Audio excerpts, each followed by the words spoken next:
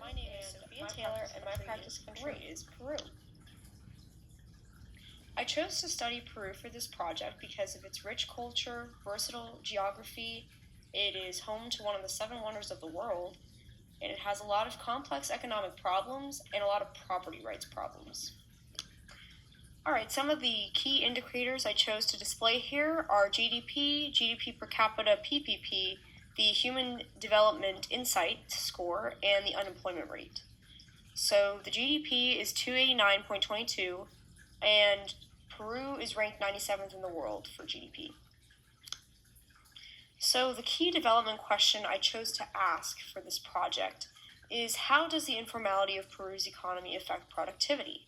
Because as we saw in the last slide, their GDP is not very large, and their GDP growth is not very fast either, which we'll see in another slide. But the informality of Peru's property rights and their government in general really harms their productivity and their economic growth. And so I want to keep that question in mind as I do my practice country project so that I can learn more about this.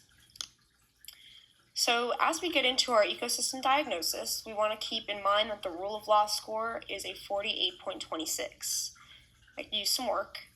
Anyway, their infrastructure is seeking lots of investment to improve, and they implemented a national infrastructure plan to fill a $110 billion gap from 2019 to 2038.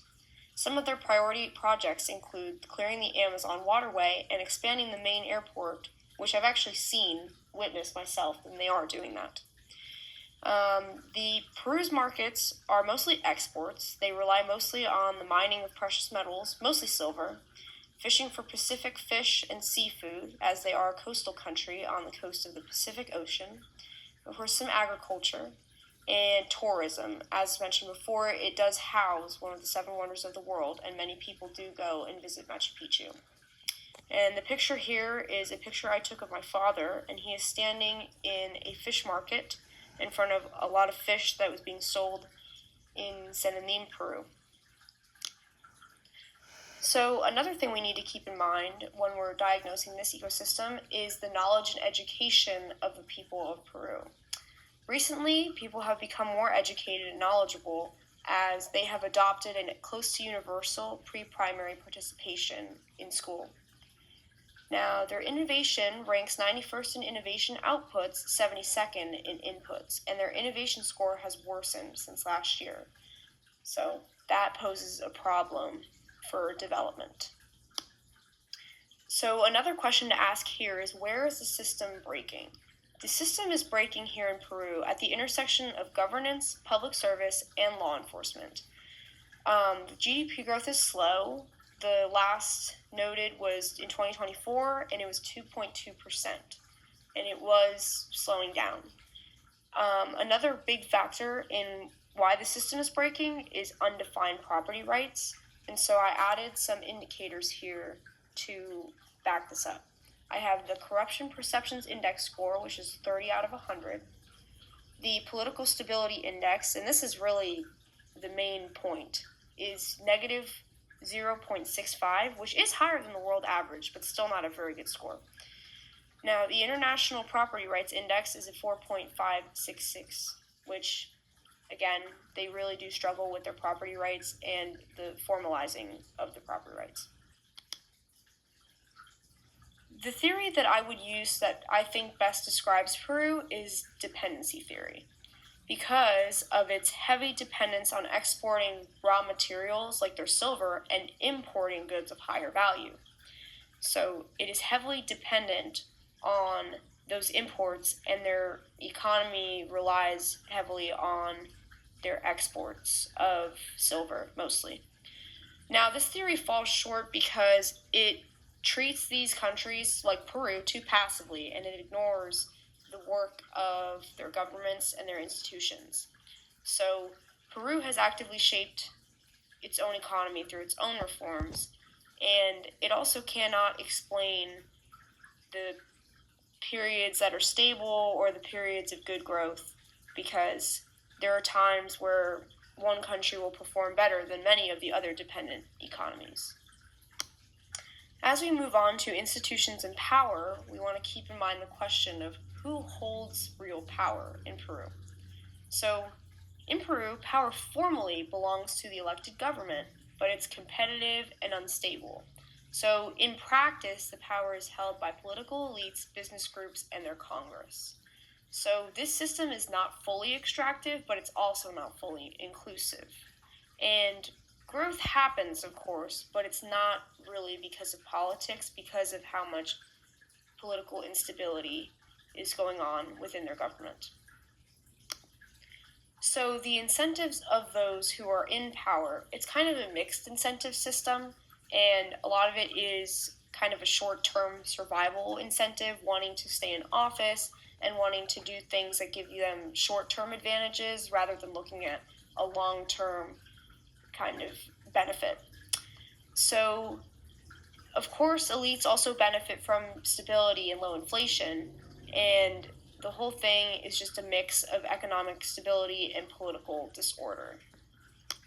Okay, so this complex system partially encourages investment, frequently blocks reform, creates high inequality, and discourages high-risk innovation. And that last one brings you to the first one, because those high-risk innovations would encourage investment. So the main constraints and bottlenecks, here I chose 4. The first one is political instability, and this one is extremely important and really one of the most important constraints here in Peru. The second is weak institutions and property rights, also of very high importance, and corruption in the public sector and heavy reliance on exports. A political strategy I think would benefit Peru would be a sequenced process of stabilizing politics, moving forward with investments, and formalizing their rights and the economy in general. So to start, they need to stabilize political expectations. Obviously, there's no way they would be able to stabilize their politics immediately, but stabilizing political expectations and reducing chaos with fiscal rules would be a start. Then they would move forward with their stalled high-risk investments to generate output and revenue. They can use that growth to execute plans like targeting infrastructure problems, like the ones mentioned before with the airport and the roads and the Amazon waterway. Formalizing the economy and property rights, again, that would be a gradual process, but a very important one. And property rights to simplify taxes, and formality is really important. And then they could diversify beyond the export of just the mined metals of silver and be less dependent on those exports and less dependent on the imports of the higher value goods. As for any policy, this one has its constraints, one of them being the long-standing political instability would make it really hard to sustain any of these reforms. Right now, as mentioned before, political leaders there kind of have a short-term outlook, so it'd be kind of hard for them to look that far into the future when this is benefiting them personally. Peru also has some pretty weak institutions, and even good policies can fail if your institutions are weak. Benefits of growth beyond metal exports are unevenly distributed, so that might be a difficult one as well. And we have to consider what benefits the elites, and in this case, elites are often benefited by the informality of property rights and government. So my first scenario in my outlook to the future would be that nothing changes and growth continues to be stop and go, not very steady, and that political instability will continue, and that investments will be slow, and informal institutions and rights will continue to cause the problems that is causing. Here I said that Peru could fall into a middle income trap similar to the poverty trap discussed in Poor Economics, where growth happens but no transformation. My second scenario is if it does work and it succeeds completely or partially. So there would be more political stability and predictability, which is good news for the citizens of Peru. There'd be more state capacity and more execution of the public services that they say will happen but don't. And the formalization and simplification of rights and taxes would increase investment. Growth in other markets, while the mining strengthens also. We don't want to get rid of mining the metals completely, but be less dependent on it and grow in other areas. So Peru could start converging to an upper middle income and start developing more steadily, at a more steady pace. So, in conclusion, the single biggest constraint in this country is the political instability or dysfunction, because without political strength, without political cooperation, these reforms to really push development to where it needs to be cannot happen. And here are all my citations. Thank you very much.